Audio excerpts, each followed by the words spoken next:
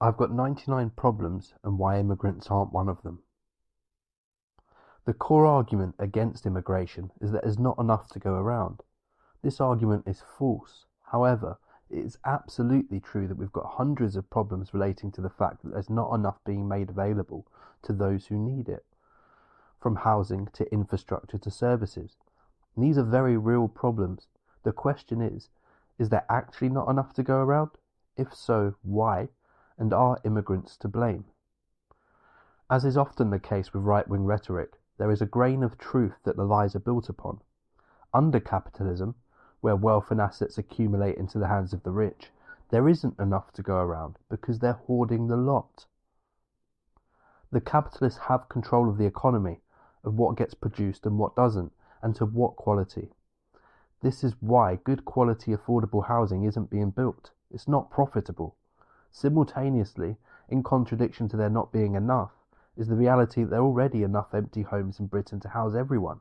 The same goes for feeding the population. Theoretically, it's absolutely possible to make sure every single person on earth has a dignified existence without fear of being homeless or hungry. What prevents this is the laws and logic of the free market fundamentally. Only an irrational, predatory and inhumane system could produce such never-ending horrors and insecurities the world over, almost regardless of how rich an economy is. Very real concerns over shortages in housing, services, social decay, lack of democracy, declining living standards, etc., are being blamed on immigrants as to distract from the real causes and the real solutions. This justified anger in society is captured and distorted by reactionaries and demagogues, away from class lines and towards ethno-nationalist lines and culture wars. This divide and conquer strategy has been refined over thousands of years of ruling class domination. However, the basic premise has always remained the same. Blame the other to distract and obfuscate. The only antidote to this is to re-divert the anger away from ethno-nationalism and back to where it belongs, the actual root of the anger and dissatisfaction, the ruling class and the predatory system they uphold. Underpinning the anger in society is actually something profoundly positive and inherent to human nature. It's hardwired into humanity in some primates to have an acute sense of fairness. We automatically feel aggrieved when others have what we don't, including when some of our community are denied what a minority seem to get. This is actually a key progressive factor in the class struggle, that the oppressed know and feel that society isn't fair, and this unfairness becomes intolerable. However, the focus is very much being diverted away from the capitalists to immigrants, disabled, etc., from a hatred of the exploiters and their system to a hatred of certain ideas, identities and cultures, especially those that are painted as foreign, whether ideologically or literally. So is it actually unfair? To give an example, I watched an interview of a woman attending a far-right demo outside a hotel housing asylum seekers. She said, she's a poor single mum whose now grown-up kids can't get any help or any housing, and it's hell that they are all forced to live together in a cramped flat. She said, I'm not racist, I'm here because it's unfair. Why should they get a hotel and help when my kids get nothing? We're really struggling and we get no help. From her individual perspective, she has a point. Our job is to give a wider perspective, an internationalist and class-based one. Nobody should be forced from their home, nobody should go without, nor do they need to. Nobody should be forced to live a life of decreasing standards and dignity. Yes, it is unfair, and we must fight to improve conditions for all the oppressed. We're in this together, and we share the same enemy.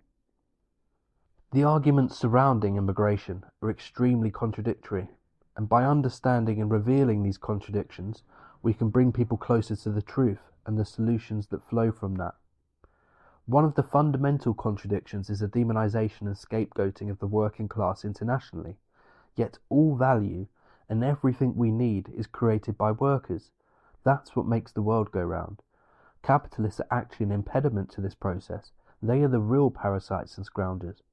Furthermore, it's the extraction of profit, which requires no work, that is responsible for all shortages and economic crisis in society. The capitalist is nothing without workers. The workers, conversely, can become everything without the capitalists. As Marx said, capitalist production develops technology and the combining together of various processes into a social whole. only by sapping the original source of all wealth, the soil and the labourer. All profit, what Marxists call surplus value, is extracted and stolen from the wages of the workers. In fact, the class war in some ways can be boiled down to the struggle over this surplus. Should we contribute some of our wages to the working class as a whole, in lifting us all up, or should that same segment of our wages, of the value we produce, be stolen and accumulated into the hands of the bosses? Who should have control over the surplus? Us, the vast majority of tens of millions that create all wealth, or an insignificant minority who contribute nothing, other than what they've already accumulated through theft?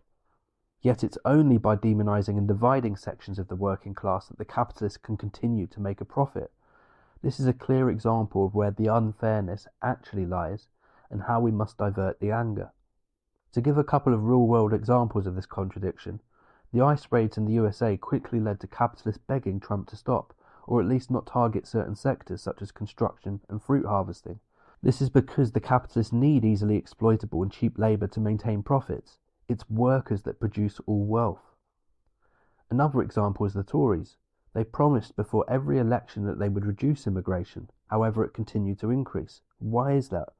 It's because they need immigrants to fund our unis and NHS and to run the NHS.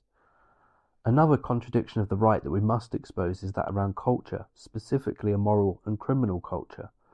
Again, this is a healthy human instinct that is being manipulated. It speaks to human nature that we oppose the unfairness of crimes and exploitation, especially sexual and violent crimes. Of course, the great irony is that the section of society that is most criminal, most immoral, most against so-called British values are the elite, the capitalists, the royals, the politicians, the millionaire and billionaire crooks who have industrialised and legalised exploitation and violence, and disproportionately commit the most predatory crimes by far. We must redirect this justified anger towards the system and individuals most responsible for such ills in society. We must look up, not down.